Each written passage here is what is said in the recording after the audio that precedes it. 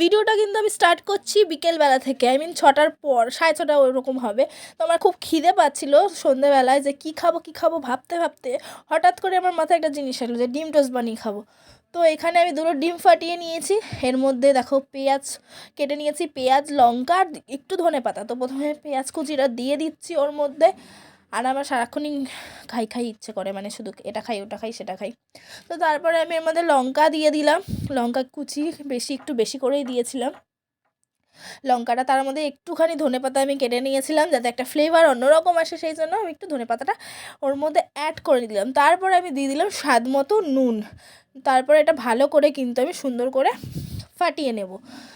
তো এই যে আমার নুন দেওয়া কমপ্লিট হয়ে গেছে, এরপর আমি ফাটিয়ে নিচ্ছি ডিমটা। তারপর এখানে আমি রুটি নিয়েছিলাম, যেটাকে বলে স্লাইস পাউরুটি। তো তার মধ্যে অর্ধেক রুটি আমি ছিঁড়েই ফেলেছিলাম, মানে খুব সফট যেহেতু আমার হাতে লেগে অর্ধেক ভেঙে গেছে। এখানে ডিমটাও নিয়ে নিয়েছি। তারপরে এরকম একটা কালো তাওয়া বসিয়ে দিয়েছি, তার মধ্যে দিয়ে দিয়েছি অল্প একটু রিফাইন তেল। আর এত ছোটো তাওয়া যেহেতু আমার, সেই জন্য আমাকে একটা একটা করেই কিন্তু ভাজতে হবে। তোমরা বড় তাওয়া নিয়ে নিও, তাহলে তোমাদের প্রবলেম হবে না, তোমরা দুটো করে ভাজতে পারবে। তো আমি এখানে কিছুটা পরিমাণ ডিম দিয়ে দিয়েছি, তার উপর করে কিন্তু একটা করে রুটি আমি ওর উপর দিয়ে দিচ্ছি, দিয়ে ভালো করে প্রেস করে নিচ্ছি। আমার মতো এরকমভাবে প্রেস করে নেবে। আর ডিমটা সবাই করতে জানে, এটা আর বলার কিছু নেই।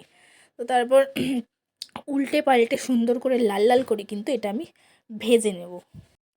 দেখো আমার ওই পিঠটাও কিন্তু সুন্দর লাল লাল করে ভাজা হয়ে গেছে। তো এরকম সুন্দর করে ভেজে আমি কিন্তু এবার তুলে নিলাম। তো এরমভাবে আমি সব কটা করে নিচ্ছি, তো সবগুলো তো দেখানো সম্ভব নয়।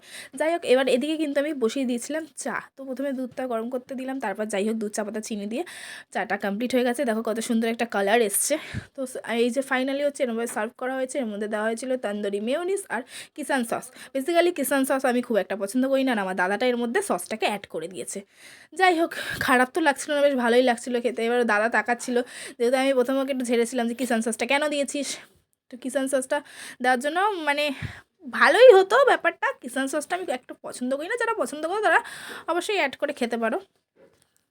তো আমার তো বেশ ভালোই লেগেছে খেতে, এটা দারুণ বিকেলে স্ন্যাক্স হিসেবে খুব ভালো।